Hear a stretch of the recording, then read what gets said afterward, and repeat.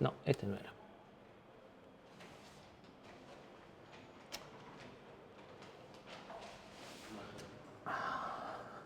Bien.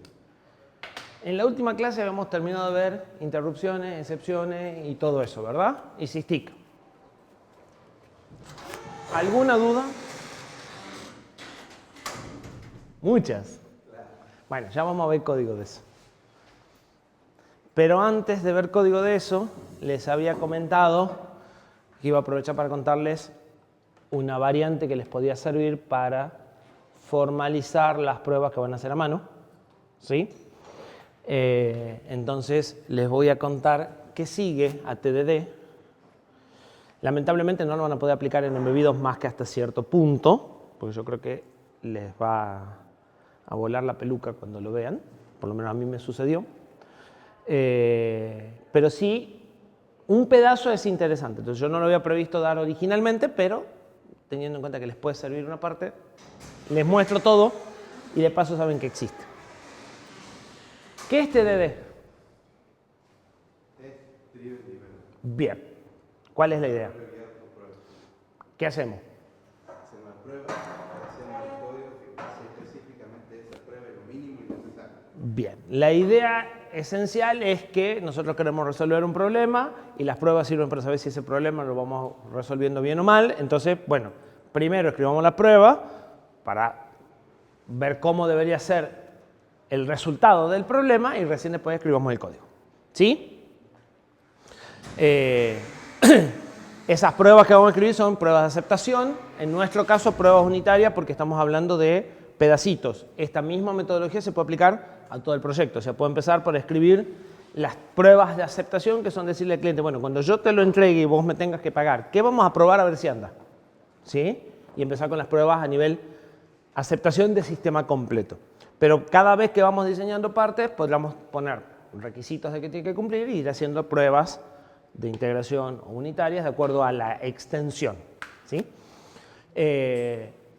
Y una frase del libro de Don Tomé dice que es la sistematización de la postergación o de la procrastinación. Dejar para último momento escribir el código o refactorizar, ¿sí? O sea, es decir, demorándolo hasta que no me quede más remedio porque una prueba me obliga a hacerlo, ¿sí? Ese es el punto que yo le decía que más nos cuesta porque ya estamos acostumbrados, ya sabemos qué es lo que hay que hacer en muchos casos y hacemos de más, ¿sí? Cuanto más nos apeguemos a eso de trabajar a desgano, mejor nivel de cobertura y más robusto va a ser lo que hagamos, ¿sí? El objetivo es completar la implementación y se alcanza naturalmente cuando se cubren todas las pruebas que estén definidas para ese momento, porque algo que no está acá también resaltado es, la idea es que el software vive cambiando, entonces cada cosa que ustedes van haciendo es un cambio y el ciclo es el mismo si ahora tengo que hacer 10 cambios juntos o si tengo que hacer 10 cambios en el tiempo. Para cada cambio que hay que hacer, escribo una prueba, corrijo, vuelvo a escribir una prueba y no importa si eso lo hago todo de entrada o al año siguiente cuando tengo que agregar funcionalidad. ¿Sí? Estoy grabando. Podemos revisar porque nunca está de más que estoy grabando y que se mueve la barrita verde, así que vamos bien. Cerrando o haciendo un repaso de TDD de paso, ¿cuál es la idea? Bueno, definimos qué queremos hacer, o sea, necesitamos tener lo que se llaman requisitos, necesitamos tener una descripción clara de qué es lo que esperamos que suceda. Si no tenemos eso, no podemos aplicar esta metodología. La lógica dice que si no tenemos eso, no debemos sentarnos a escribir ni hacer nada, ¿sí? No siempre seguimos la parte lógica, pero es así. Escribimos las pruebas de aceptación y después escribimos el código mínimo necesario para aceptar las pruebas. Beneficios. Ustedes no se dieron tanta cuenta, yo traté de hacerlo, pero ustedes deciden cómo se va a llamar la función y qué argumentos recibe la función y qué devuelve la función antes de implementarla. Entonces, eso hace que para el usuario de la función, ustedes piensen en lo que va a ser más cómodo, en lo que es más fácil. O sea, el diseño de la función es mejor. Si ustedes piensan ahora, en base a lo que vieron, cómo se usa un puerto GPIO orientado a objetos y cómo se usa un puerto GPIO normal, donde yo tengo que pasar el puerto y el bit cada cosa que quiero hacer, es más fácil que una vez que te dije que vos sos el 5 y el 3, no tenga que estar pasando todos los datos cada vez. ¿Por qué se pasan todos los datos cada vez? Porque es más fácil la implementación de la función. Entonces, como yo escribo la función primero, hago la más fácil para el que la escribe y no lo más fácil para el que la usa, ¿sí? El hecho de primero tener que plantear la secuencia de prueba y cómo se la usaría y qué es lo que me devuelve, hace que lo que yo le pase sea probablemente más coherente, ¿sí? Aunque después me implique que tengo que tener variables globales compartidas o alguna de esas cosas, ¿sí? Entonces, el diseño general, sobre todo cuando ustedes van a ser el que use esa biblioteca, va a ser mejor, va a ser más fácil de usar, ¿sí? Y eso es propio de qué escriben primero.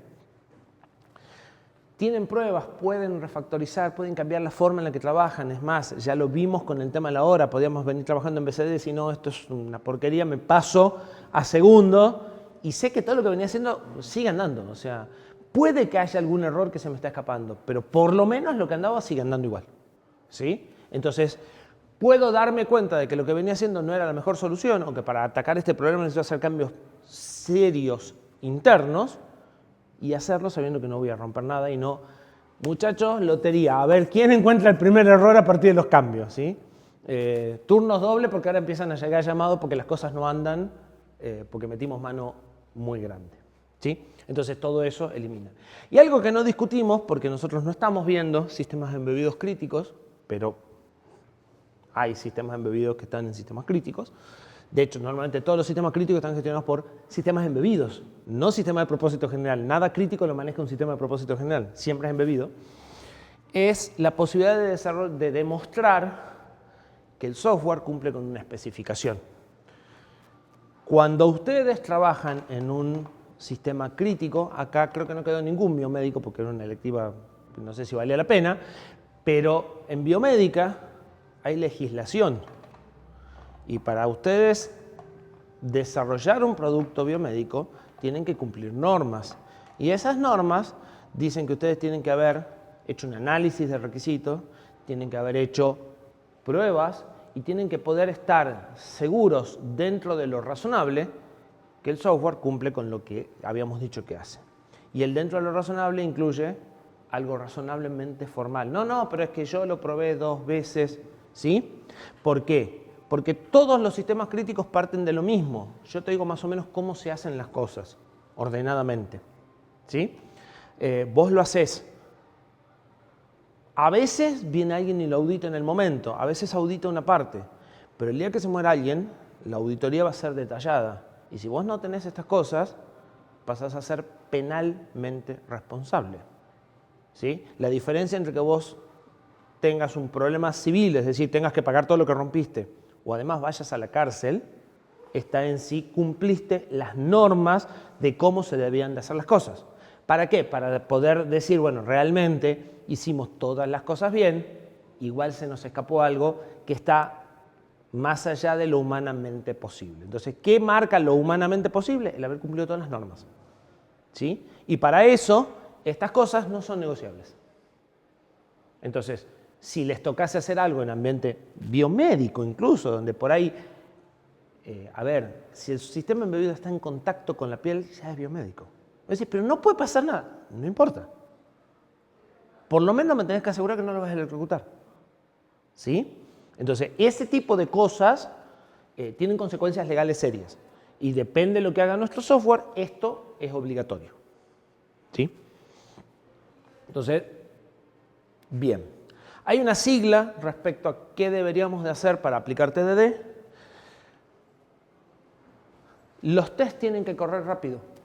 Vieron, los corremos 2.000 millones de veces. Si empezamos a hacer test que sean muy complejos en la cantidad de datos que involucran o en cómo manipulan las cosas o en qué hacen, no voy a poder aplicar TDD. La ganancia de esto es que en lugar de perder tiempo debugueando, pierdo tiempo corriendo los test un montón de veces.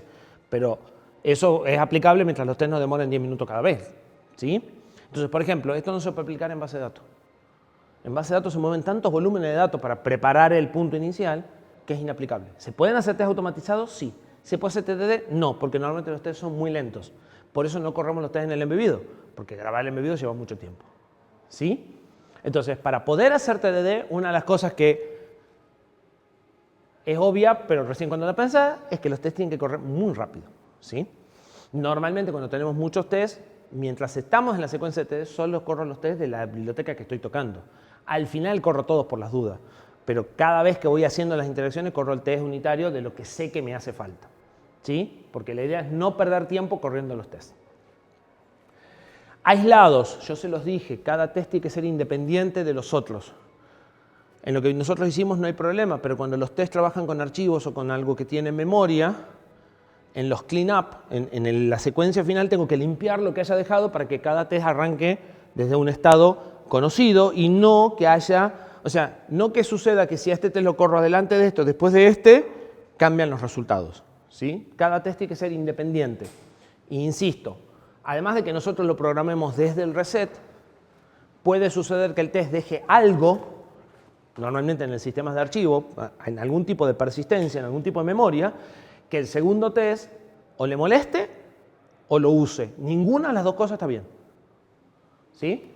Entonces, cuando tengo almacenamiento o tengo memoria, al final de los test tengo que limpiar. Por eso existe el cleanup que nosotros no usamos, que es el equivalente al startup. Repetible. Esto tampoco es menor. Yo tengo que correr el test n veces y tiene que dar el mismo resultado. Razón por la cual no puedo usar la fecha y hora actual para hacer un test. Es obvio, ¿verdad? Bien. No puedo usar ninguna función no determinística para probar el test. La tengo que reemplazar por mock. No hay otra. ¿Sí? Self-checking, ya lo dijimos. No puedo usar printf y leerlo. La idea es que el test solo me diga si está bien o está mal. Y timely, que se hayan escrito simultáneamente con las pruebas. ¿Sí? Con el código de producción. ¿Qué hicimos nosotros para poder hacer TDD en embebidos? 3 términos que se usan mucho y que ya saben qué significa, pero no conocen los términos. ¿Qué significa dual target?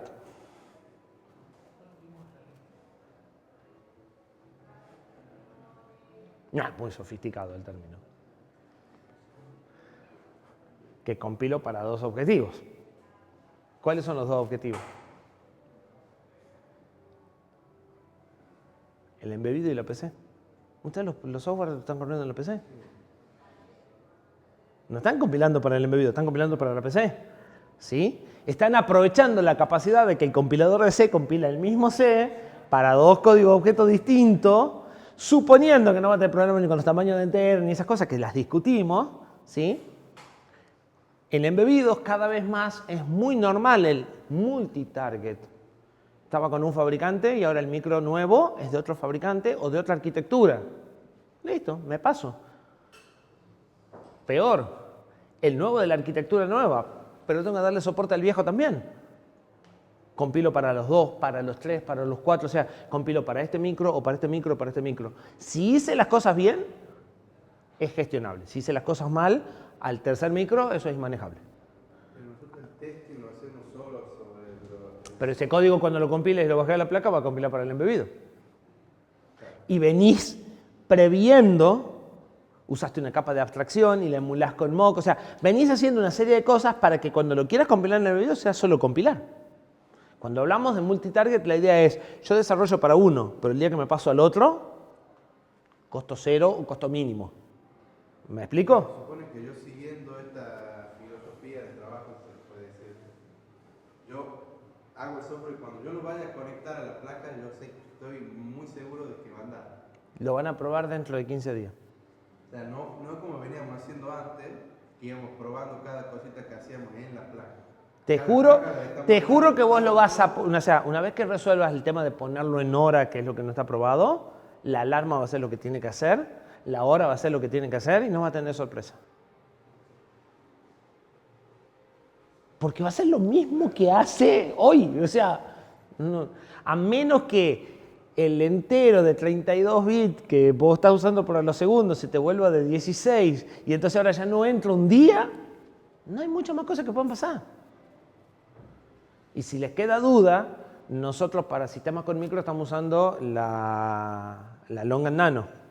Ese procesador tiene todos los periféricos idénticos a un procesador DST, al de la Blue Pill. Si quieren, hacemos la prueba, agarramos el mismo código, porque como los periféricos son los mismos, ahí no necesito ni HAL. Agarramos el mismo código, lo compilamos para uno, lo compilamos para otro y anda igual. Y los dos tienen procesadores distintos con assembler distintos. Pero al compilador de C no le importa, el problema del compilador de C. Entonces, si nosotros estructuramos nuestro software bien, podemos hacer multitarget. Si hacemos multitarget, nos podemos cambiar de fabricante cuando se nos dé la gana. Tengan los mismos periféricos o no los tenga. ¿Sí? Si no tienen los mismos periféricos, voy a tener que hacer una capa de abstracción de hardware. Listo. Pero ya sé qué son los puntos que tengo que tocar, qué es lo que tengo que hacer y listo. ¿Sí? Entonces, no nos dimos cuenta que estamos compilando para dos arquitecturas distintas en momentos distintos, pero es lo que estamos haciendo. Y es muy bueno que nos acostumbremos a eso porque nos da una libertad después en los embebidos muy interesante. Estamos haciendo mock del hardware. Reemplazamos el puerto o los puertos o por funciones de callback. Como usamos funciones de callback no necesitamos mock. En el ejemplo original, que es un puerto GPIO, en lugar de escribir en la dirección del puerto, le paso un puntero. Y le paso un puntero a una variable, entonces veo en la variable qué es lo que escribiría en el puerto. ¿Sí? Entonces, siempre que tengo que trabajar con un dispositivo, lo que hago es crear una variable igual a la que tendría el dispositivo, le paso el puntero y después veo qué escribo en la variable. Lo que pasa es que es más trabajoso, pero se puede hacer. Para lo cual estamos haciendo inyección de dependencias. Ya habíamos dicho que era inyectar dependencias. La dependencia es lo que yo necesito en el código. Puede ser implícita, cuando yo llamo, puse el include, llamo y listo, o explícita, cuando la paso como argumento. Usamos punteros y funciones de callback para hacer inyección de dependencias. Entonces, ahora como yo inyecto las dependencias, ya a veces ni necesito mock, creo un mock en el mismo test y se lo paso y con eso pruebo. ¿Sí? El ejemplo de la generación, la simulación de la interrupción con el tick es parte de eso. ¿Sí? Lo que pasa es que nosotros ya diseñamos la biblioteca para que tenga la menor cantidad de dependencias posible. Bien, y a alguien se le ocurrió una vuelta de tuerca más. Y dijo, bueno, la idea de TDD es asegurarme de que estoy haciendo lo que tengo que hacer. Pero todavía hay un problema. Todavía los requisitos los tengo escritos en castellano y las pruebas las tengo que escribir en C. Y dicen lo mismo. ¿No podríamos escribir las pruebas en castellano? Ustedes se ríen, yo les voy a mostrar cómo ejecutamos código en castellano. El código fuente de la prueba va a estar en castellano ahora. O en el idioma que ustedes quieran, está traducido a 180 idiomas. Yo les dije que iba a hacer no me iban a creer. ¿Qué plantea BDD? BDD plantea un lenguaje así con las comillas muy grandes, un lenguaje formado por 4 sentencias, ¿sí? Un lenguaje ubicuo. Ubicuo quiere decir que lo entiende todo el mundo. O sea, es más fácil entender el lenguaje que la palabra. Con sentencia de lenguaje nativo, castellano, a eso nos referimos, que permita la comunicación entre las partes. La idea es que el que entiende el problema pueda leer la prueba y decir, no, eso está mal. ¿Por qué? Porque ustedes van, le explican el problema, hacen la prueba y si entendieron algo mal en el camino, la prueba no refleja el problema. Y vos no te podés sentar con la persona que sabe cómo se calcula el interés o cómo se hace y decirle, che, decime si esta secuencia de pruebas es razonable. ¿Sí? Entonces, la idea es que la escribimos en castellano y se ejecuta desde el castellano. El código fuente de la prueba es el mismo castellano que está leyendo el que conoce el problema. Para eso, este lenguaje que se define es Gherkin, que en realidad es una plantilla, o sea, son 3 palabras o 4 palabras claves, que me dan una plantilla para escribir las cosas. ¿Sí? Y que les va a permitir automatizar las pruebas, no en embebidos.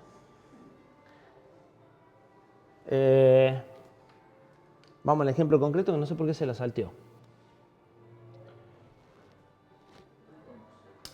Esto es una prueba escrita en Gherkin. La prueba describe una característica, que sería el equivalente a un conjunto de pruebas, a un archivo de pruebas, Bueno, acá se llama característica. Sería el listado de las pruebas. Cada una de las cosas que quiero ir probando, pero que me resuelven un pedazo del problema concreto. Por ejemplo, para nosotros la característica podía ser mantener la fecha y hora actual y tener una alarma programable. O podría ser una sola. ¿Dónde se acaban las características? Es como donde se acaban los módulos. Cuando esto se empieza a hacer largo, por ahí tendrías que pensar que son dos características distintas. Hay algunas razones para dividir las características. Las características en principio las quiere alguien por una razón. O sea, hay alguien interesado y un usuario típico interesado en esa característica. Y una de las cosas que te interesa es saber quién. Vos podés tener distintos usuarios o distintos actores. El ejemplo que yo le estoy mostrando acá, por ejemplo, es un sistema de alarma. En un sistema de alarma hay cosas que las quiere el instalador y hay cosas que las quiere el usuario. ¿Sí? ¿Se entiende? Entonces, ¿quién? ¿Qué quiere en una frase? ¿Y por qué lo quiere? ¿Cuál es el beneficio que obtiene él? ¿Por qué? Porque después empiezan a aparecer conflictos entre estas cosas y cuando tengo conflicto tengo que saber con quién quiero ir a ver y es siempre muy importante tratar de entender por qué está pidiendo eso, porque acá hay después decisiones o cosas que hay que ir tomando y si yo entiendo qué es lo que él va a ganar con eso, es muy probable que me equivoque menos.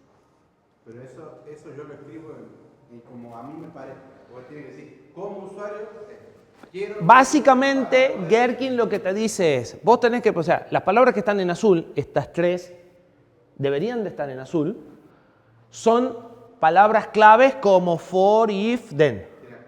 Son no negociables, claro, en realidad es quién, qué y por qué, o para qué. Pero ¿cómo lo escribo de igual? En estas sí, en estas no. Estas son documentación, estos son código fuente. Entonces tengo un sistema de alarma y quiero poner el teclado del lado de adentro de donde está la alarma para que no se moje, para que no se rompa, pero si abro la puerta suena la alarma, entonces necesito que me des tiempo a abrir la puerta y que no suene hasta llegar el teclado. ¿Se entiende? Entonces, ¿quién lo quiere? El usuario, no el instalador. Al instalador le daría lo mismo poner el panel en la puerta y es problema tuyo. ¿Se entiende? Quiero poder desactivar la alarma antes que suene cuando abro la puerta porque quiero poner el teclado del lado de adentro. O sea, ¿qué quiero ganar? Quiero que el teclado no esté expuesto. ¿Sí? Esa es la razón por la cual quiero todas estas cosas. O todas estas secuencias van a venir de eso que quiero resolver. ¿Sí? ¿Y qué es la característica? Tener un zona de ingreso a una alarma, o sea, ingreso y egreso con zonas diferidas. O sea, no suena instantáneamente o me da tiempo de salir. Cada escenario es una forma de uso, una prueba. Exactamente igual. Entonces, primera prueba, quiero salir de la casa. Dado, cuándo y entonces son las tres palabras mágicas que me dicen qué necesito, qué hago y qué espero obtener. Son los prerequisitos llamada función bajo prueba y resultado. Pero a mí por lo menos, dado esto, cuando hago esto, entonces pasa esto, es muchísimo más claro para pensar secuencias de prueba. Para documentar yo le puedo dar esto así y decir a una persona hacerlo. Si lo puedo ejecutar solo, mejor, pero lo puedo dar. Entonces, como herramienta para documentar pruebas manuales, me parece fantástica. Es esa plantilla de 3 palabras, nada más. ¿Sí? Entonces, dados son los prerequisitos.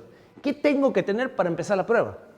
Bueno, en el caso de la alarma, tengo que tener un sistema de alarma puesto con usuario, con esto, con esto, con esto y con esto.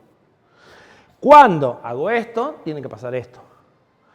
Y lo ideal por ahí sería que se acabe ahí, pero como estos son pruebas de sistema completa, es muy probable que haya cuando, entonces, ¿sí? Porque son secuencias más largas que las que estamos haciendo. De todas formas, esto se puede usar para secuencias tan cortitas como la biblioteca. De hecho, eso se lo voy a mostrar con la biblioteca de matemática que hicimos antes. ¿Sí? Dado, cuando, entonces, y. Y es un alias del último que ha aparecido. O sea, puede ser dado esto y esto, entonces el i es un dado. O cuando hago esto y esto, entonces el i es un cuando. ¿Sí? Bien. Fíjense el detalle de que es con acento. La idea es que esto sea perfectamente legible. Esas mismas palabras están fijadas, o sea, Nosotros no estamos acostumbrados a programar lenguajes en castellano. O sea, si yo les digo que la palabra es if y no sé qué sinónimo podemos usar de if, nadie se plantea usar un sinónimo. Es if, en un C es if. Bueno, acá es dado, no es negociable. Y característica con acento, no es negociable. Sobre todo si voy a automatizar la prueba, ¿no? Esas palabras están traducidas a 108 o 110 idiomas. Entonces, en inglés son when, given, when, then. Pero la propuesta no es que uses given un sistema de... No, la idea es que pongas dado, salvo que tu cliente hable inglés y entonces escrito en inglés. O sea, de vuelta, el objetivo de esto es que lo pueda leer cualquier humano no calificado. O sí calificado en el problema, no calificado en programación. Ese es el objetivo. ¿Sí? Yo escribo esto. ¿Y esto genera la prueba o cómo? Casi. Bueno. La idea ya se entendió, ahora le falta creer que existe una herramienta que puede hacer esto. Bien, vamos a mostrar la herramienta que hace esto. Tiene una pequeña trampa, ¿no? Pero es muy pequeña. Van a ver que no les va a molestar la trampa que yo todavía no les dije. ¿Para qué lenguajes tienen herramientas de este tipo? Lenguajes dinámicos. Python, JavaScript, Ruby. Hay algo para Java, no JavaScript, Java, y para C++. Y teóricamente con el de C++ se debería poder probar algo de C, pero si son lenguajes compilados y no interpretados, ya se pierde una parte de la gracia. ¿Sí? Entonces, hay herramientas, de hecho la primera herramienta de esto viene, o sea, esta es una propuesta de una herramienta, la herramienta propuso, vamos a hacer las cosas de esta forma, o el que se le ocurrió la idea construyó la herramienta, como quieran. Tienen nombres muy graciosos, porque Gherkin es pepino, y la herramienta se llama Behave, que es lechuga, y van todos por el mismo lado, les cuento. En la primera herramienta está escrita en Java y sirve para Java y sirve para C++. ¿Sí? Yo la única que usé más o menos seriamente es esta de Python. Ya le digo, las otras me parece que pierden un poco de gracia. Pero para C esto no existe y no creo que exista nunca. Ya les adelanto. ¿Cómo hago un test acá? Agarro, instalo un framework, o sea, instalo un seedling, nada más que entiende los tests de esta forma, y creo un archivo que se llama Soma Feature dentro de una carpeta que se llama Features, innegociable. Y close all. No, está acá arriba, perdón. Y escribo, y fíjense que Visual Studio Code lo reconoce, porque tengo instalado un plugin, para ello se llama Cucumber, esa es la herramienta original. Le tuve que avisar que estoy en castellano, para que esto lo parsee en castellano. Y como tengo un acento, le tengo que avisar que estoy en UTF-8, que es el set de caracteres que maneja castellano. Porque si yo no se lo digo, muchas veces estoy en los sets de caracteres viejos de DOS, donde los castellanos son todo un caos. ¿Sí?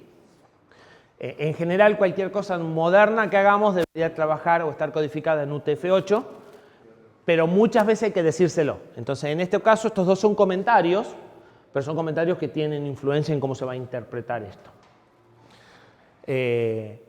Describo una característica, nuestro ejemplo es de juguete, entonces suponemos que necesitamos una biblioteca de procesamiento de señales y necesitamos una función de suma saturada.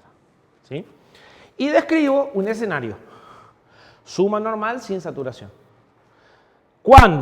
Acá no hay dado, podría poner dado, pero vamos a algo más fácil. Cuando hago una suma de saturación con los valores 3 y 5, entonces no hay truncamiento, y el resultado de la suma es 8. ¿Están de acuerdo que esa es la descripción textual de las pruebas que veníamos haciendo en su momento en C?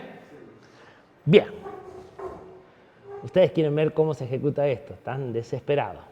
Para ejecutar esto, yo voy a tener que hacer algo más.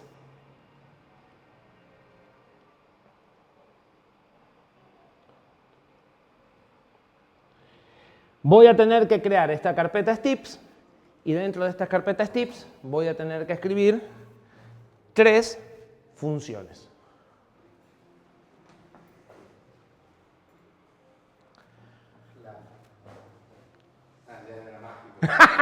sigue siendo mágico. Porque resulta que mientras yo ponga cuando efectúo una suma de saturación, voy a usar ese paso. Es decir, voy a tener que escribir muchos menos pasos que lo que escribí antes.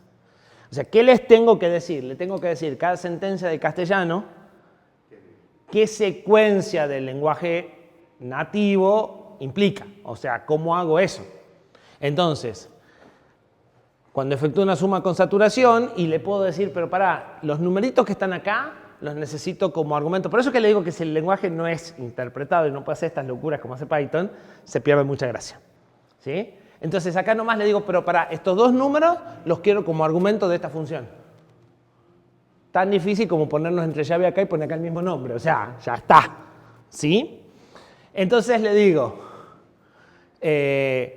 evalúa mi acumulado, evalúa mi operador y llama a la función acumular con esos números y al resultado guardámelo en contexto y contexto. Como son funciones independientes, contexto es algo que va pasando de una a otra para que yo pueda poner cosas acá y usarlas acá. ¿Se entiende? Porque son funciones independientes y no sé en qué secuencia se van a llamar. Entonces, podré usar variables globales, pero para no usar variables globales, él me da una bolsa de gatos, porque ahí puedo poner cualquier cosa. En Python a los objetos les puedo agregar cosas dinámicamente.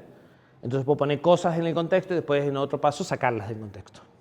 Entonces, acá en el contexto le agrego dos atributos con el valor del resultado, o sea, el valor del acumulado y el valor del error. Y después acá me fijo si eso es 0, que sería el error, y si el acumulado es 8. O sea, si el acumulado es el que dije que tenía que estar acá, digamos. Eso son cosas de Python.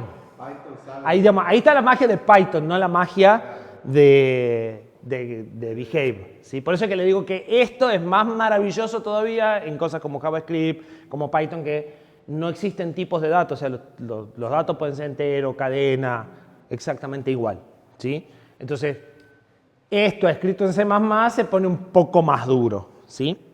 O sea, tengo que escribir estos pasos pueden ser un poco más complejos de escribir.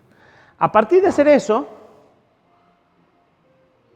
simplemente escribo behave, después de activar el entorno virtual.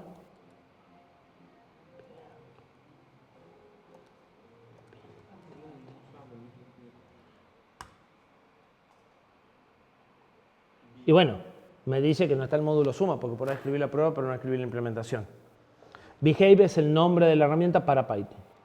Pero si me voy acá con la suma implementada,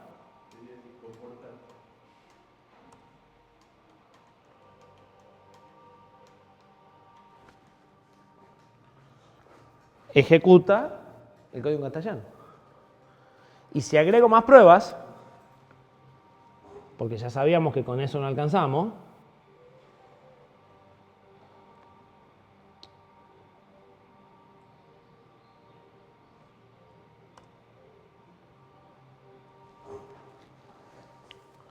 va corriendo cada una de las pruebas, pero fíjense, ahora nos vamos a fijar en los steps, que a este no hizo falta hacerlo de vuelta, a este no hizo falta hacerlo de vuelta, y lo único que tuve que decirles es qué significa que haya truncamiento por positivo o que haya truncamiento por negativo. Los otros los reuso. Por eso yo les pasé como parámetro. Claro, porque capturo parte de la información del texto para ejecutar la prueba. ¿Sí? Entonces fíjense que tengo solo 5 pasos. Bueno, si con eso no estaban contentos,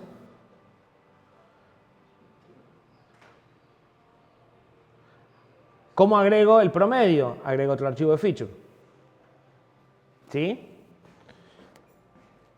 Y como habíamos dicho que no valía la pena hacer mock, que podría hacer mock porque podría poner un dado, tal cosa, y mockear algo en el contexto para usarlo, pero como no valía la pena, simplemente le pasé el promedio de un número muy grande para que desborde y me diga, che, el promedio es inválido.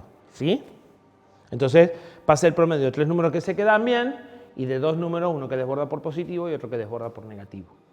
Que también lo podría haber hecho en C en el test de módulo, pero nosotros queríamos ver cómo se hacía un test unitario de esa función, por eso no lo hicimos. ¿Sí?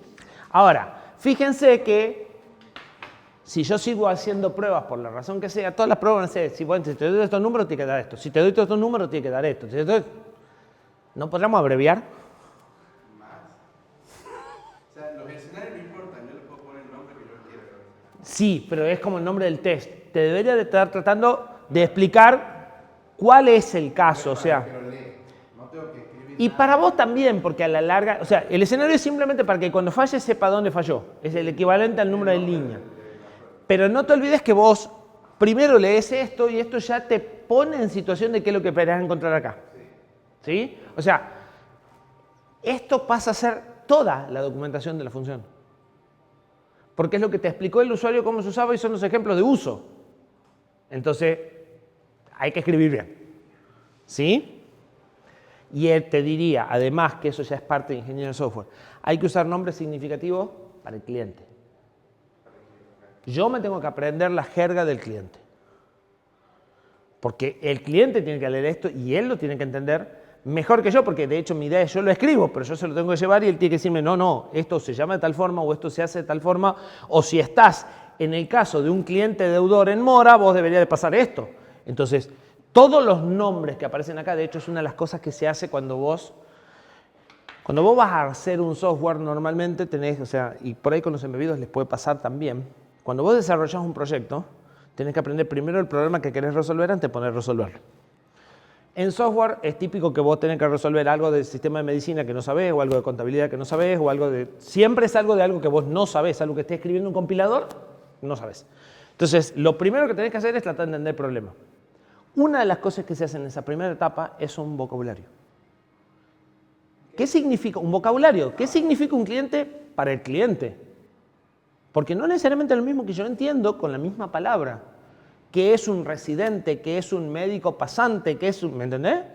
Entonces se hace un glosario de qué significan para esa persona o para ese conjunto de personas esas palabras. Y vos tenés que tratar de amoldar tu vocabulario a ese vocabulario, porque si no vamos a tener siempre el problema de que yo tengo una cosa y vos pensás en otra. ¿Sí? En Bolivia los precintos llaman cinturones. Y las cubiertas se llaman llantas. ¿Y las qué? Las cubiertas se llaman llantas. Entonces vos vas a comprar una llanta en Bolivia y te van a dar algo que no es lo que vos esperás. Claro. ¿Sí? Y si eso es cada vez que vamos a preguntar cómo funciona algo, o cada vez que te dicen que algo no funciona, tenemos un problema serio. Entonces, lo primero que tenemos que lograr es generar un lenguaje común. Y en ese sentido, nosotros tenemos que moldarnos al lenguaje del cliente. No hay otra opción. ¿Sí? Entonces, todos estos nombres deberían ser significativos. Vos decís, ¿no podríamos achicar? Sí, podríamos achicar.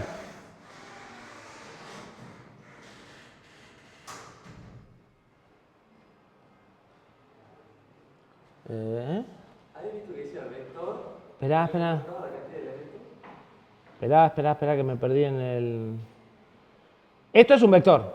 Pero no le importa la cantidad de elementos que va. ¿En Python? No. Pero todas esas cosas son maravillas de Python, ya les dije, no de... Cerrar todo. O sea, eso es Python, es el lenguaje.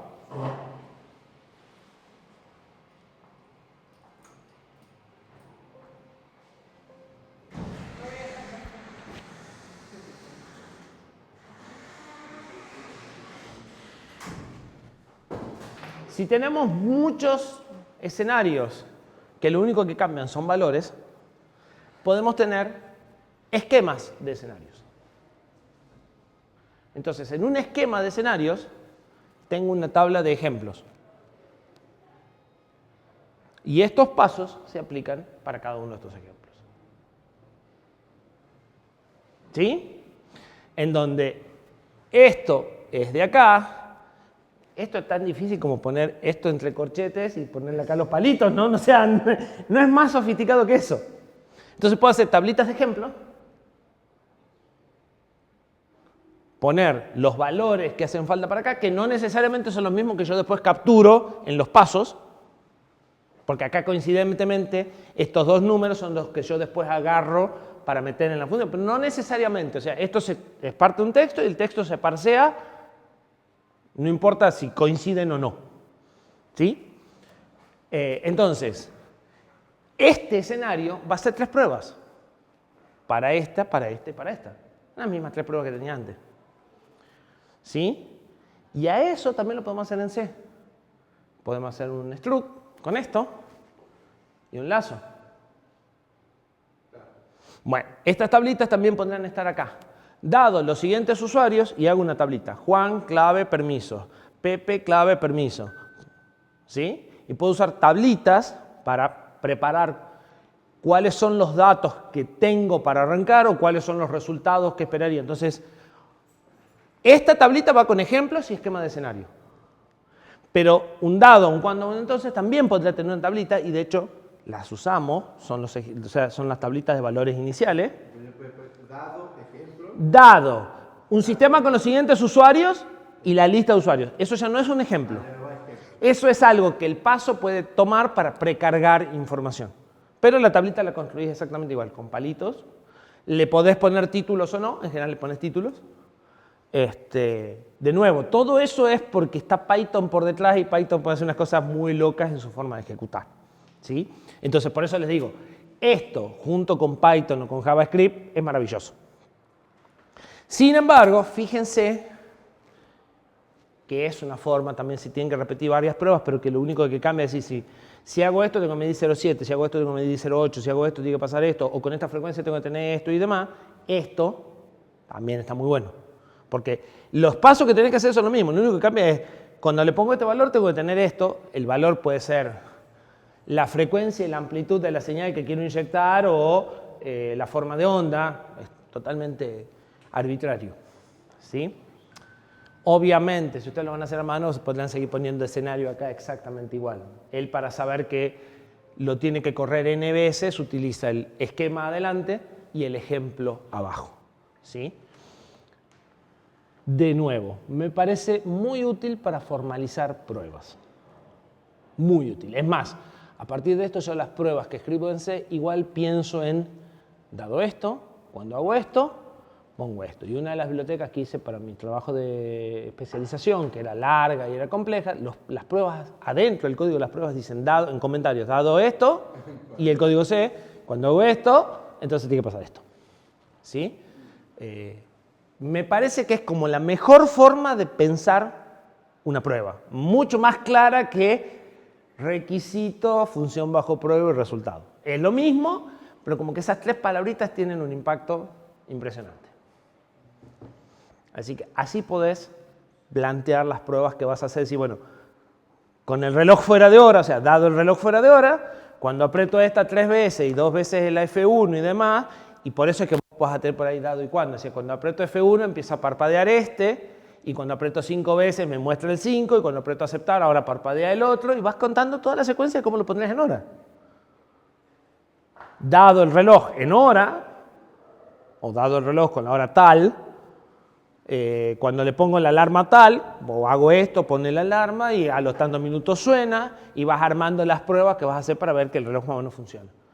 Hecho eso, vos podés ir repitiéndolas sistemáticamente a mano, pero sabés que va a seguir siempre la misma prueba de secuencia, ¿sí? Y de hecho, en algo más o menos serio, aunque las pruebas no se automaticen, se deberían de guionar. O sea, deberían de tener alguna secuencia. Y a ver, estas pruebas deberían de incluir, cuando llegó la placa, no le monto el micro, la alimento, mido las tensiones de prueba y recién pongo el micro para no meterle 14 volts porque el regular estábamos conectados y volvió el micro al diablo. O sea, incluso las secuencias iniciales que deberían ser sobre los equipos cuando vuelven de un diseño o cuando llegan, las secuencias de energización o las secuencias de prueba o las mediciones que deberían hacer, deberían de estar. Nosotros estamos muy acostumbrados a hacer la cosa, más o menos. Pero vos imaginate que si no, cada vez que se rompe algo, no, el único que sabía medirlo es Elías, andá y buscalo. No vino Elías, hasta mañana no lo podemos revisar. ¿Sí? Entonces, estas formalizaciones de cómo se prueban las cosas son interesantes y como les digo, esto es algo muy compacto, muy concreto. Python puede hacer muchas locuras, de hecho yo lo he usado para probar hardware real con esto, entonces vos escribías cuando aprieto el botón 1 se tiene que prender el rojo y hice una herramienta que simulaba la apretada del botón y se fijaba si había prendido el LED rojo. Entonces podías escribir en este lenguaje cosas sobre hardware. Entonces me parece que es una buena forma de escribir pruebas. aun cuando las ejecuten a mano. Se las pueden dar a alguien y las pueden leer sin ningún problema. Y por ahí el día de mañana las pueden automatizar. ¿Dudas? ¿Qué más hay? Dice, ahora quiero saber qué más me estoy perdiendo. ¿Así? Bueno, hacemos una pausa y arrancamos con el sistema operativo.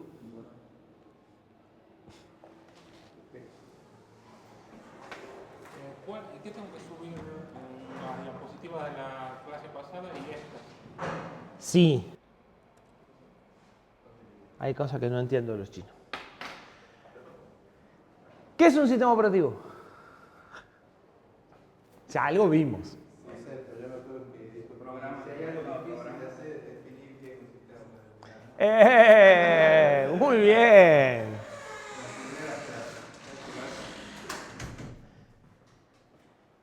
Es un programa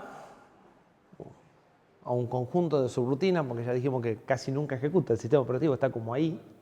Es un programa a la larga que actúa como intermediario entre la plataforma y el usuario, y eso del usuario puede ser bastante relativo porque el usuario puede ser el programador, es más, casi que el primer usuario en realidad es el programador.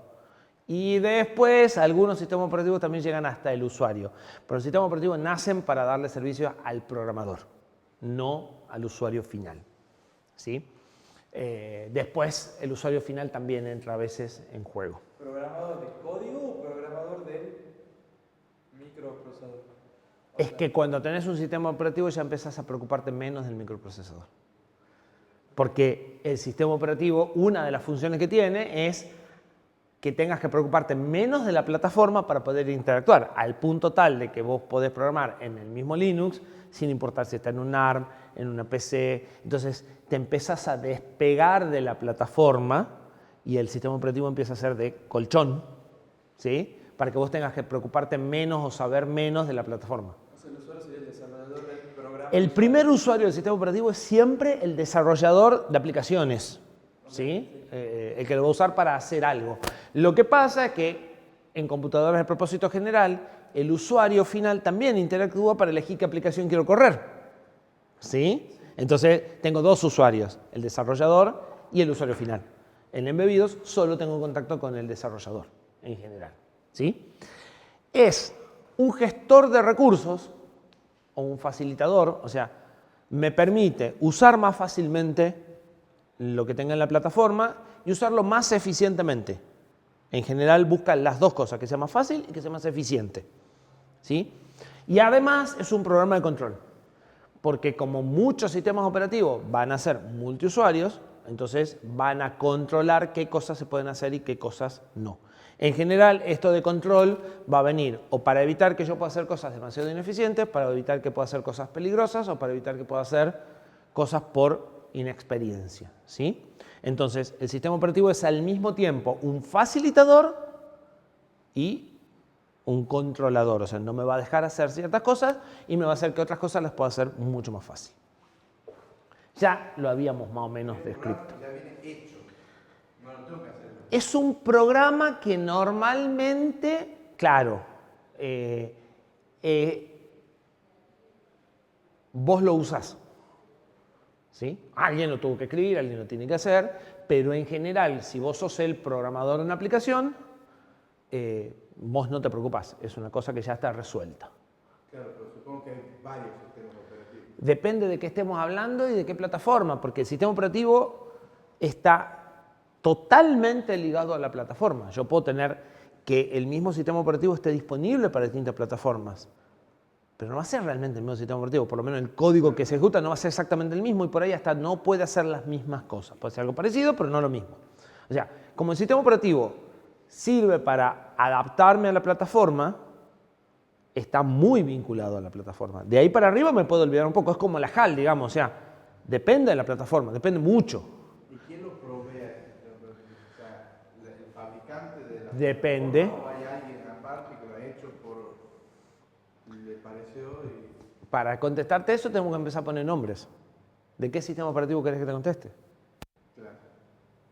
Por ejemplo, MQX era un sistema operativo que habría desarrollado Freescale y que te facilitaba para, o que había comprado Freescale y que la facilitaba para sus procesadores. Entonces vos comprabas procesadores Freescale y te venía MQX gratis, pero para otros procesadores no estaba MQX. Entonces si vos desarrollabas con MQX, no te podías cambiar de procesador así nomás. FreeRTOS, que es el que vamos a usar nosotros, no, es alguien que dijo, voy a hacer un sistema operativo embebido, que se posa en todas las placas lo más posible. O sea, lo voy a pensar para que sea fácil pasar de placa en placa. Entonces está en todas las placas que se te puede ocurrir. ¿De quién es de Amazon hoy? ¿Por qué es de Amazon? Porque Amazon dijo, Internet de las cosas es un muy buen negocio.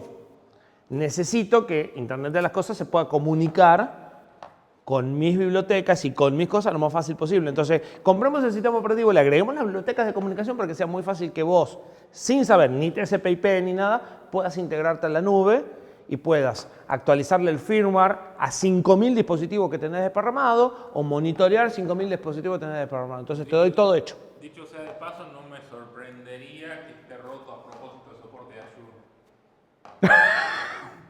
Podría ser. Bueno. Todo podría ser. Pero digamos, era de un grupo, era de un loco tipo Linux que dijo yo voy a hacer un sistema operativo y en un momento dijo Amazon, dijo me interesa, compro toda la empresa. Porque nunca fue totalmente abierto, por eso lo pudo comprar Amazon. O sea, no podría hacer eso con Linux. Linux, la propiedad intelectual es de una fundación y a la fundación no la podés comprar.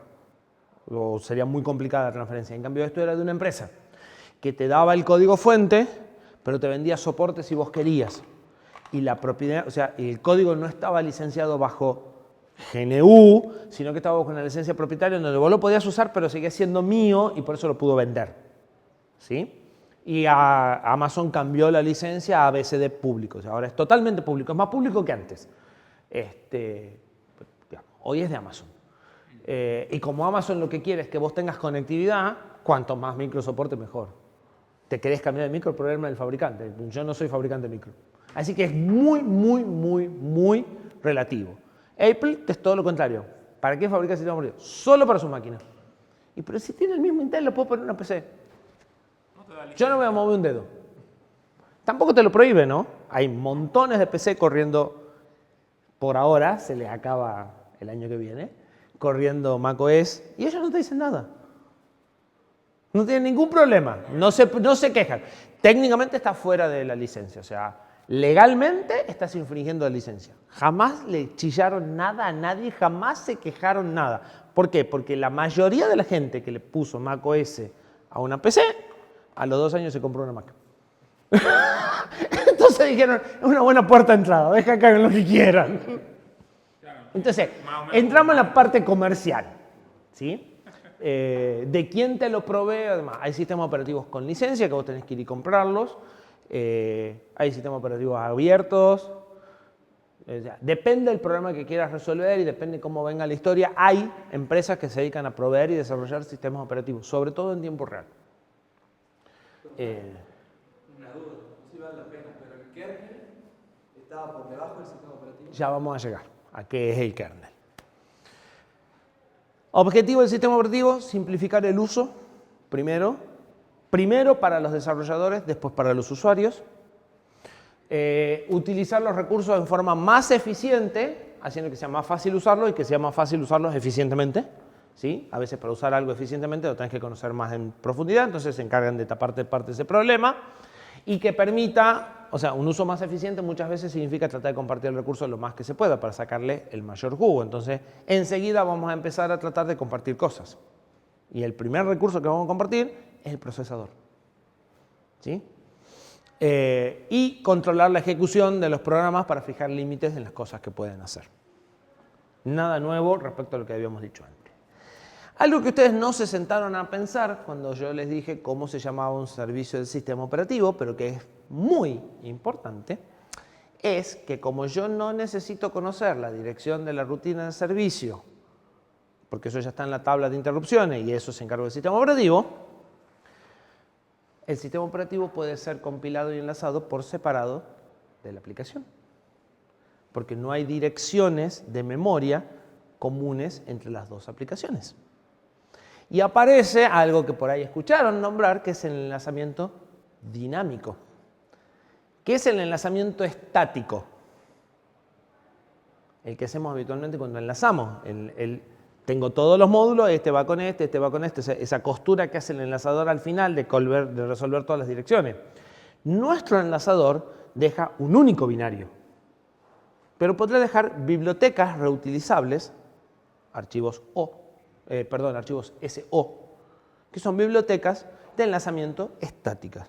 O sea, no está todo el código metido en la misma imagen, sino que el código puede estar repartido en distintos archivos y se van cargando a medida que hacen falta. Obviamente, el sistema operativo lo tiene que soportar, ¿sí? Pero también podemos empezar a tener enlazamiento dinámico, es decir, ¿y qué función va a llamar? No sé. Cuando esté ejecutando vemos, porque el sistema operativo se va a encargar. Y podemos llegar al punto de que el sistema operativo tenga una tabla de funciones con nombres únicos, y yo le digo, quiero llamar la función Pepe. Y el sistema operativo diga, Pepe, ah, sí, mira, hay otro programa que no sé quién es, pero que me dijo que él tenía una función Pepe que vos podés llamar. Esas son las famosas DLL de Windows. Donde vos podés llamar un código que ni sabés de dónde está el código fuente, ni sabés, lo único que tenés que saber es cómo se llama, qué argumento recibe y qué devuelve. Siempre la misma historia, ¿sí? Pero el código ese no sabes ni de dónde salió ni qué hace. Sí, qué hace, ¿sí? Eso es el enlazamiento dinámico.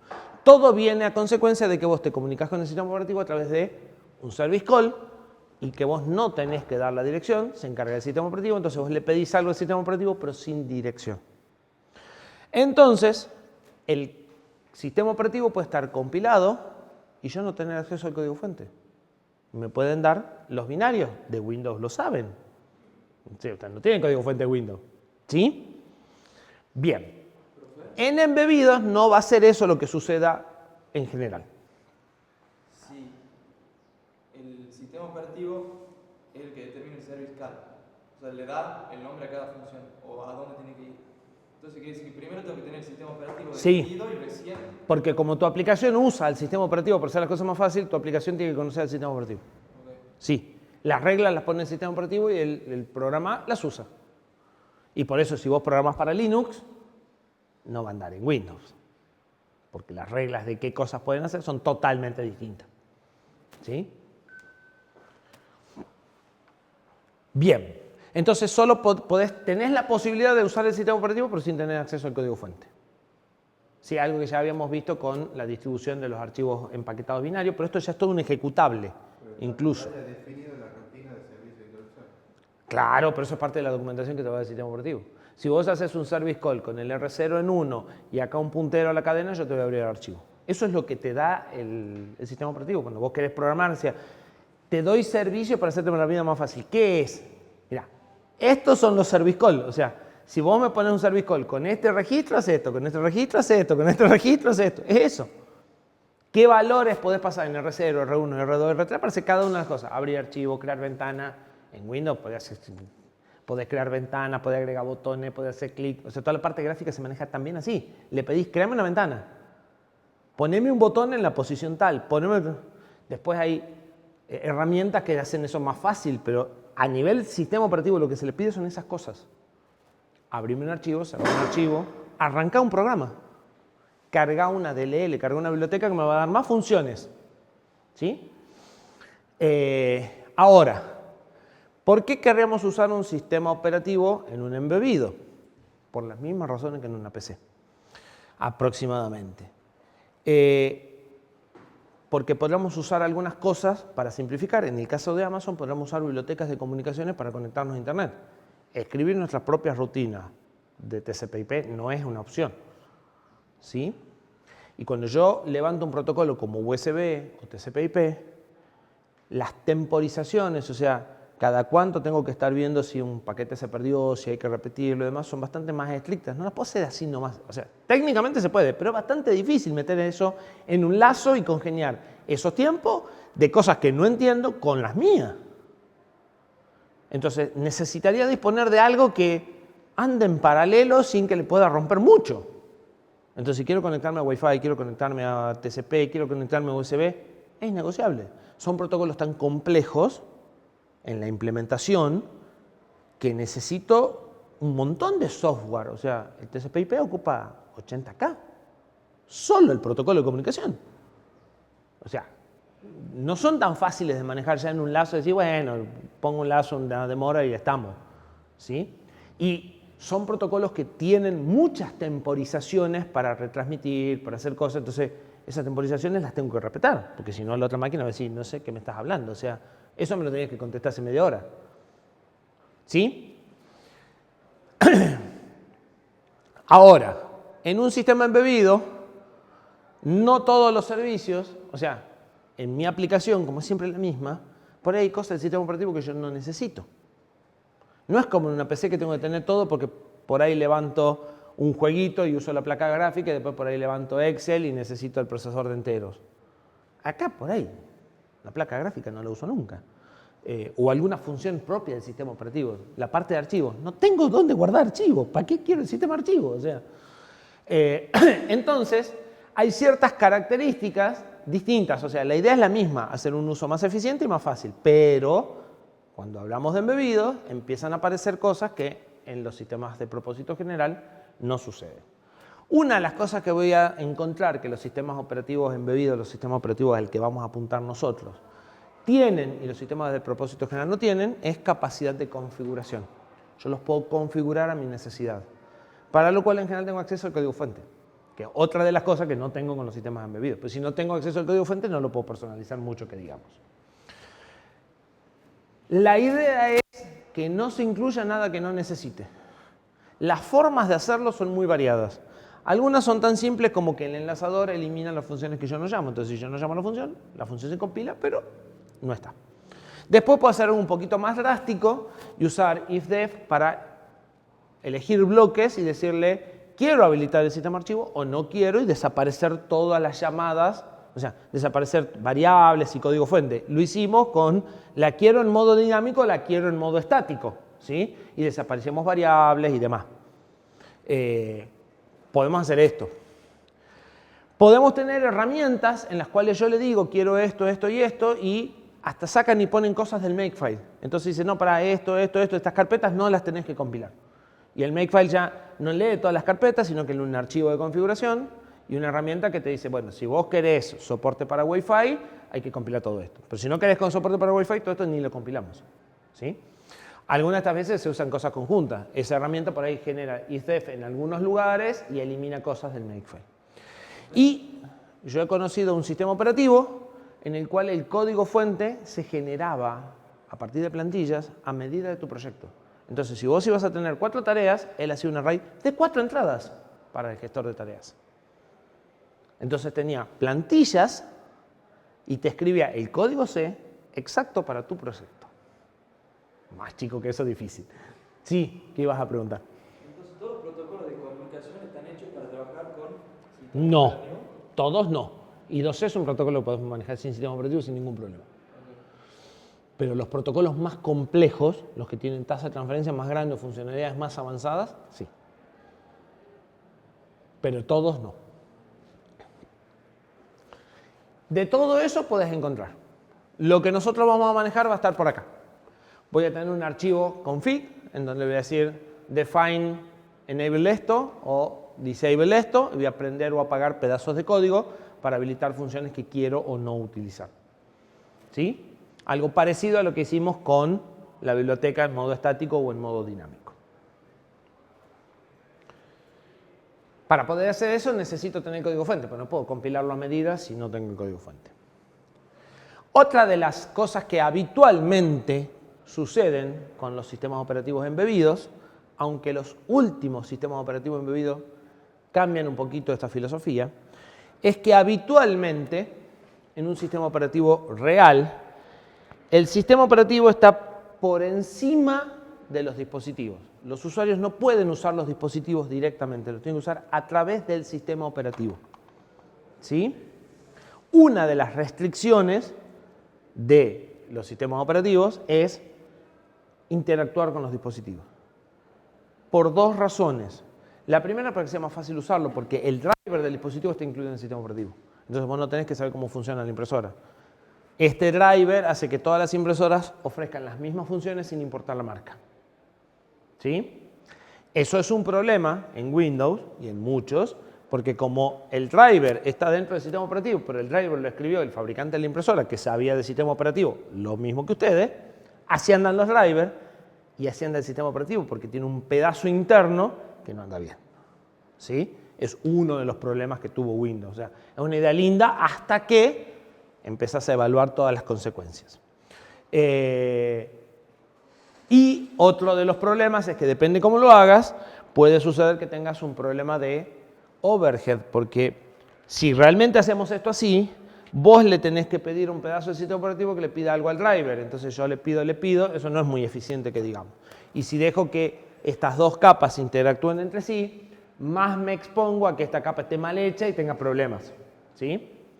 Sin embargo, es prácticamente imprescindible en esos sistemas operativos esa solución. En el caso de los embebidos, normalmente el que está programando un embebido sabe mucho más de la plataforma que el que está programando una PC. Y normalmente estos sistemas son de tiempo real. Entonces, te preocupa el tiempo. Entonces, la combinación C++ con no quiero perder mucho tiempo, hacen que esto se invierta. Y ahora la aplicación tiene acceso a los dispositivos, de hecho, normalmente se encarga de los dispositivos, y el sistema operativo no tiene nada que ver con los dispositivos. O sea, el sistema operativo no te brinda una HAL para poder manejar todos los GPIO de la misma forma, mientras que Linux sí te brinda una HAL completa para poder manejar todas las impresoras de la misma forma. ¿Se entiende la diferencia? Entonces, nuestros servicios de sistema operativo no van a incluir los dispositivos. Los dispositivos van a seguir siendo un problema nuestro. Y solo nos va a quedar lo que sería el kernel. ¿Qué es el kernel? Los servicios esenciales en un sistema operativo de escritorio. En un sistema operativo, o sea, todos los sistemas operativos tienen que hacer ciertas cosas. Esas ciertas cosas que tienen que hacer los sistemas operativos, que básicamente es permitirte ejecutar más de un programa al mismo tiempo y que esos programas convivan adecuadamente, ¿sí? Es el núcleo esencial. Eso es lo que es el kernel. Nuestro sistema operativo no va a tener más que eso en general, mientras que estos van a tener un montón de cosas más. ¿Sí? Hay sistemas operativos embebidos, tiempo real, como Zephyr o Riot, que incluyen control de dispositivos. ¿Sí? No sé si exactamente con esta arquitectura, con esta, o sea, si te dan los drivers, pero vos podés hacer lo que quieras, o si te dan los drivers y ya no podés hacer lo que quieras, pero que tienen capas de abstracción para que todos los GPIOs se manejen igual sin importar tu plataforma. Entonces ya no tendrías que hacer nuestras entradas y salidas digitales, ya usaría la de Riot y me da la ventaja de que si me casé con Riot, todavía me puedo mover entre todas las placas que tengan soporte. Y son sistemas operativos que son también diseñados para ser multiplaca o que sean para ser portables. ¿Sí? Hablando de embebidos. Hablando de que tengo el código fuente y de que lo compilo, o sea que funcionan más o menos de la misma forma que el nuestro, pero son un poco más amplios en lo que me ofrecen. ¿Sí? Pero es muy habitual que aún así vos seas dueño de gestionar las interrupciones. Cosa que en un sistema operativo por escritorio no, porque esto viene de la mano con el que sigue, que ya volvemos igual, que es que no tenés mecanismos de protección. En el momento que te dejas de tener una interrupción, abrí la tranquera y pasa el que quiera. ¿Sí? Porque dijimos que el sistema operativo usa las interrupciones para fijar barreras de control. Si vos podés cambiar algo del vector de interrupciones, listo, se acabó. ¿Sí? Entonces, en los embebidos es normal que vos puedas cambiar interrupciones, que vos puedas atender directamente las interrupciones para minimizar los tiempos. ¿Sí? Porque de nuevo estamos hablando de gente que está mucho más capacitada, que sabe cuándo va a utilizar una interrupción, por qué y demás. Ustedes no tienen ni idea cómo funcionan las interrupciones de teclado. Imagínate que en primer año les tengo que explicar cómo funcionan las interrupciones de teclado para poder leer el teclado de la PC. No funciona. ¿Sí? En cambio, cuando estén programando un embebido, si no lo saben lo van a tener que aprender, pero las interrupciones están y van a saber, o sea, tienen una conciencia totalmente distinta a la plataforma. Entonces, normalmente las interrupciones las van a atender ustedes. O van a poder atenderlas ustedes. ¿Usuario? No, programador. Usuario, programador. Usuario, programador. El sistema operativo, es más, el que vamos a usar nosotros te dice, yo necesito que vos en tu vector de interrupciones me pongas esta y esta en estos lugares. Y si no las pones, no anda. Metiéndome en un modo que se supone que no debería entrar. Es que vamos de nuevo a esto. Normalmente no hay mecanismos de protección en embebidos porque no hacen falta. Porque no tenés aplicaciones que no sabés quién escribió ni por qué. tenés una sola aplicación que la escribió el equipo de desarrollo que conoce la plataforma, por ahí no tanto, o por ahí sí la conoce mucho, pero quiere utilizar los servicios que te va a dar el sistema operativo. O sea, en el embebido, el sistema operativo sí me limita lo que yo puedo hacer. No, en general no. En general no. Yo puedo hacer Corre por tu buena voluntad no hacer macanas. ¿Sí? Podría. Podría. Depende el soporte de hardware que tengas. En la EDUCIA, donde tenemos modos privilegiados y esquemas, podría. El que nosotros vamos a usar no lo usa. El que nosotros vamos a usar no te pone a los programas a correr en modo usuario. Entonces, los programas que ustedes escriben usando FreeRTOS van a correr en modo privilegiado exactamente igual que si no hubiera sistema operativo. ¿Por qué? Porque FreeRTOS no usa la facilidad que le da el hardware. Ahora, si FreeRTOS la quisiera usar y el hardware no la tiene, no la tiene. Y si te vas a un procesador un poco más chico que el nuestro, un Cortex M0, no tiene niveles de privilegio. O sea, no todos los procesadores tienen niveles de privilegio. Los procesadores muy chicos no tienen nivel de privilegio. ¿Sí? El nuestro está a mitad de camino. ¿Sí? Entonces, por eso, primer requisito para tener privilegio es que el hardware te lo dé. Si el hardware es muy chico, no lo vas a tener. Porque toda la parte de privilegio cuesta plata. En un micro de 50 centavos de dólar no vas a tener privilegios. Porque no vale la pena. Porque la aplicación no es ni tan grande ni tan compleja. ¿Sí? Entonces, es en procesadores de cierta gama para arriba. Cada vez va bajando. En realidad, más que por el privilegio de la aplicación, es por ataques de malintencionados, por hacking en embebidos, que es algo que va empezando a aparecer. Pero así todo son cosas muy, muy básicas, no tiene un esquema de privilegio como el que vimos, son cosas mucho más elementales. Entonces, lo primero que el hardware es un hardware de suficiente complejidad como para que soporte embebido. Y después que el sistema operativo lo explote. Muchos sistemas operativos embebidos no lo explotan, porque no vale la pena, básicamente.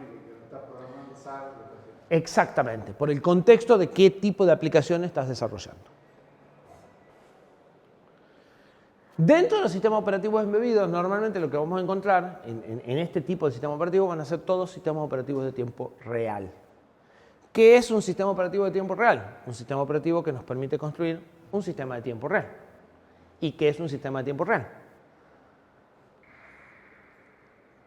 Que tiene un tiempo para responder.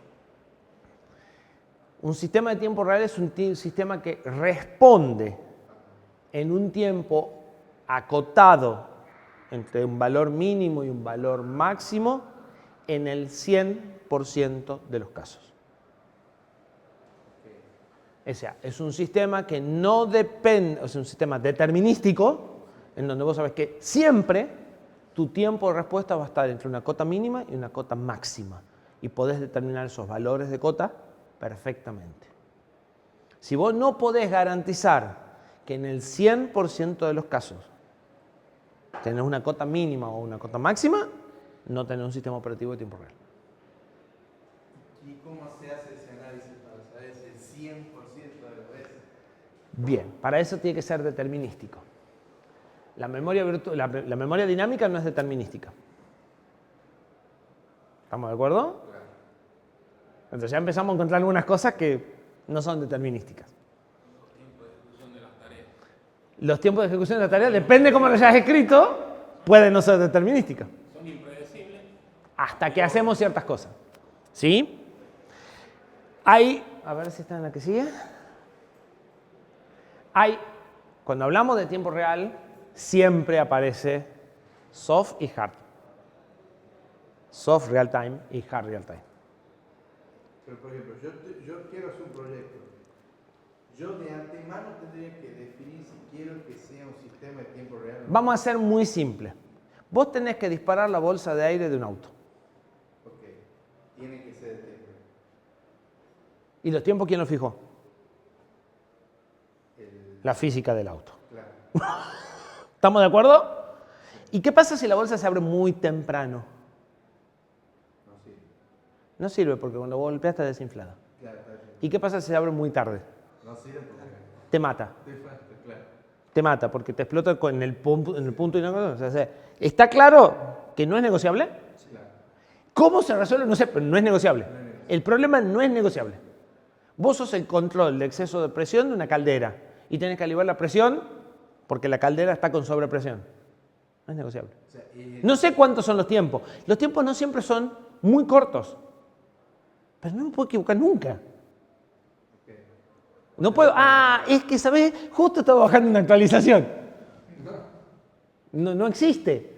A eso me refiero con el 100% de los casos. No puede haber una situación en la que el tiempo se te fue de las manos. entonces lo que va a determinar si yo necesito hacer un sistema de tiempo real o no es ¿El problema? el problema. No es que yo elijo si quiero hacer una cosa. Vos no lo elegís. Y mala noticia. Todos los sistemas, todos los ejemplos de tiempo real que encontramos caen, o todos los que yo encuentro siempre, de hard real time. Hard real time es esto. Es innegociable. Todos los ejemplos caen en sistemas críticos, o sea, sistemas que van a matar a alguien, o en comunicaciones. El paquete no te espera. El paquete que llega, llegó, y si vos no lo pudiste procesar, se perdió. O sea, los bits llegan a una cierta tasa y vos tenés un buffer y el próximo paquete va a llegar, lo hayas recibido este no. ¿Y eso es hard real time o sería soft? Eso es hard real time. Es real time duro. No es negociable. ¿Qué es soft real time? Una interfaz de usuario. Vos podés de vez en cuando, en lugar de 100, 150 milisegundos y no pasa nada.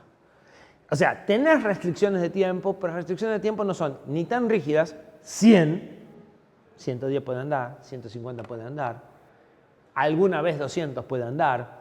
Entonces, Pero tampoco que sea... claro, pero tampoco puede ser, no, es que no me colgué y demoró 3 segundos en contestar. Tampoco, ya no funciona. O sea, tenés restricciones de tiempo, pero las restricciones de tiempo no son ni números tan rígidos ni el 100% de los casos. Entonces, tenés restricciones de tiempo, esas restricciones de tiempo son una parte importante del problema, tenés que tratar de cumplirla, pero podés a veces no cumplirla, a veces correrte un poco y no pasa nada. Más que ver con la calidad de lo que está... Tiene, claro, con la calidad de usuario, digamos, pero no vas a matar a nadie, ni vas a perder la trama, o sea, el problema no va a ser grave, por ponerlo de alguna forma, no sé. ¿Sí? Entonces eso es soft real time. Tenemos restricciones de tiempo, pero son más blanditas. Tener las dos cosas, una... Claro, puedo tener cosas que son hard real time y después también algunas partes que, bueno, ahí me puedo demorar y no pasa nada. Sí. Y para cualquiera de las dos necesito uso un sistema operativo. Para cualquiera de las dos cosas vas a necesitar, pero no va a ser lo único, un sistema operativo de tiempo real. O sea, el sistema operativo va a tener que tener ciertas características para ayudarte a hacer el análisis de tiempo. Pero no alcanza. ¿Por qué el hard real time entraría en un sistema operativo si no se encarga él solo de hacer lo que tiene que hacer para que nunca... Porque vos siempre podés hacer macanas. Y vos vas a programar la aplicación. Claro, pero el hard real time no es... No, el hard real time es un problema que vos tenés que resolver. Claro, pero en circuito, o sea, es eléctrico. No, estamos tratando de resolverlo por software. Ok, Pero con el 100% dentro del tío de las veces de tiempo. ok, listo. ¿Sí? Sí, sí, sí. Después, si eso se va a involucrar la muerte de alguien o no, y tendrás que ver o contemplar la posible falla de todo el micro, pero ya no por un error de software, sino por un error de plataforma, porque el sensor no andaba, es otra historia. ¿Sí? Lo que decíamos el otro día, bueno, pero pone 2 computadoras, bueno, eso depende de la cantidad de gente que se va a morir y de la probabilidad de que ocurra. Entonces, si vos tenés una vez cada 10 millones que por ahí se muere una persona, podés hacer ciertas cosas. Pero si vos tenés que la probabilidad de que ocurra es de vez en cuando y se muere una persona, o muy remota, pero se muere en 1 millón, lo que tenés que hacer es muchísimo más complejo. ¿Sí? En definitiva, de qué tan graves van a ser las consecuencias el día que le pifies. Entonces, en un auto, yo no conozco exactamente, pero estoy casi seguro de que no hay sensores redundantes, no hay procesadores redundantes, y si justo se había jodido el sensor y el airbag no se abre, te vas a matar. Fin. ¿Sí? En un avión donde no se va a matar una persona, se van a matar 200, la historia es distinta. En un tren donde se van a matar 10.000, la historia es muy distinta. O en una planta nuclear, donde se van a matar un par de millones, la historia es muy distinta. ¿Sí? Va de la mano con la probabilidad. Si se va a morir 1 millón, pero la probabilidad es 10.000 millones de veces menos probable, bueno, listo, podemos aflojar un poquito, digamos, ¿sí? Se hace el producto, El riesgo se determina con el producto de la probabilidad de ocurrencia con la cantidad de gente involucrada. Y en cuanto hay uno en la cantidad, o sea, en cuanto hay una persona que muere, ya el riesgo es una barrera distinta a que, mira, puede ser que pase de vez en cuando, pero voy a tener lesiones muy leves, digamos. En el momento en el que el riesgo, o sea, las consecuencias del riesgo son que una persona se muere, ya entramos en un terreno más complicado. Pero de todas formas, si es una persona y la probabilidad es muy baja, podés tomarte algunas libertades distintas así la cantidad de gente afectada es muy grande. ¿Sí? Eso está normalizado y los números de base de cada cosa están normalizados. Normalmente están normalizadas en cantidades de ceros. O sea, si el producto de esto por esto tiene 4 ceros, 1 cero, 3, a la menos 1, ¿no? Ceros a la menos 1. O sea, si tiene 5 ceros a la menos 1, o sea, si tiene 10 a la menos 6, ese es el piso de probabilidad por gente. De ahí para arriba podemos empezar a tomar algunas licencias. De ahí para abajo tenemos un problema. Bien. Para sacarle el jugo a los sistemas, sobre todo si estamos en tiempo real, hay dos conceptos que son importantísimos que yo se los voy a machacar hasta aburrirme. Espera activa y espera pasiva. ¿Qué es la espera activa? Lo que venimos haciendo. Estoy en el procesador ejecutando un código viendo si sucedió algo. ¿Estamos de acuerdo? ¿Qué problema tiene? Estoy haciendo la misma tarea siempre.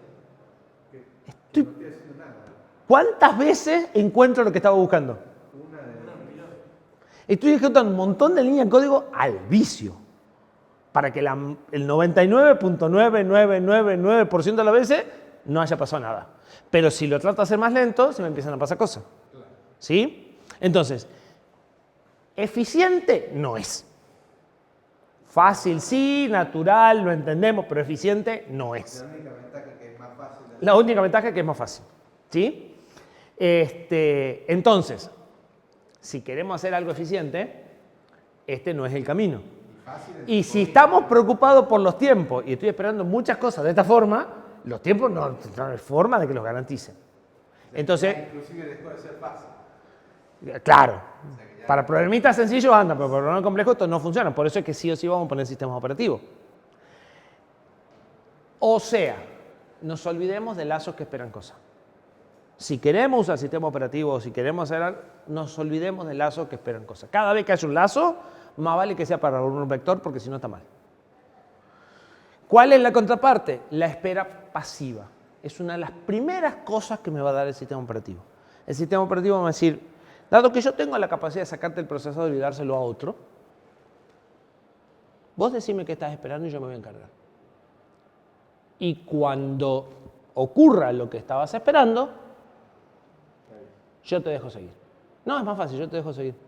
Entonces yo voy a llamar a la función y decirle, avísame cuando pase tal cosa. Y cuando vuelva es porque pasó tal cosa. ¿Se entiende? O sea, el sistema operativo le cede el control del procesador a otra cosa. Claro.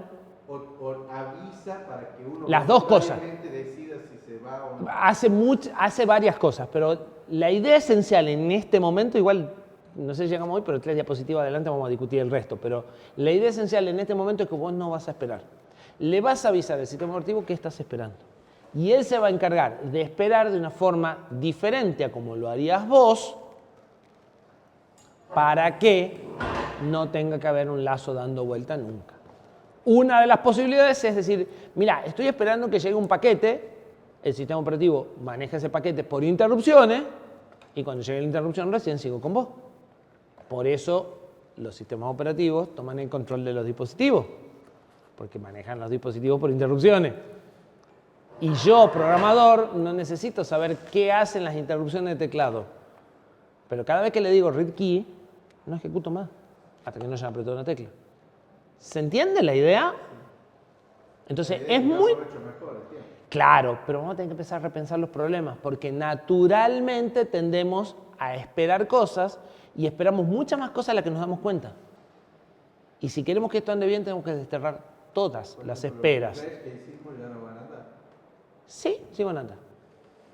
El test no espera nada.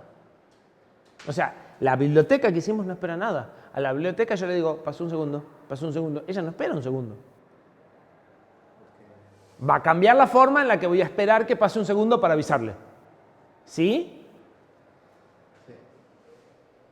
Pero si yo hubiese hecho una biblioteca en donde la espera del segundo estaba metida adentro, ahí tengo un problema.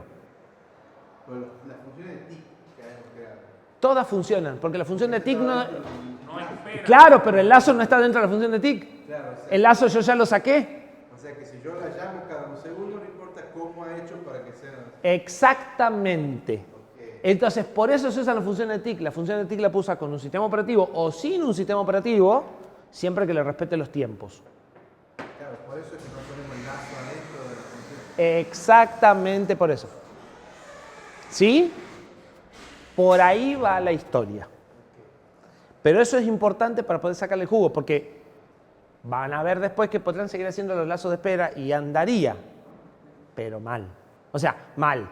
No estarían aprovechando las cosas. Y el día que quieran hacer algo con tiempos complejos, a eso no lo van a hacer nunca. ¿Sí? Entonces, para mí lo más importante de esta parte es entender por qué lo estamos poniendo y qué tenemos que cambiar en nuestra forma para poder usarlo bien, porque si no estamos poniendo, como el gallego que compró la motosierra, pero no sabía que había que prenderla para cortar el árbol. Exactamente la misma historia. ¿Sí? Seguimos el miércoles. Aviso. Sí, tenemos feriado lunes y feriado viernes. Lunes que viene, 23. Vencimiento, laboratorio 7. ¿Se puede? Sí. O sea, no el que viene. El que viene. Tienen el viernes y el lunes feriado para avanzar con eso. Listo.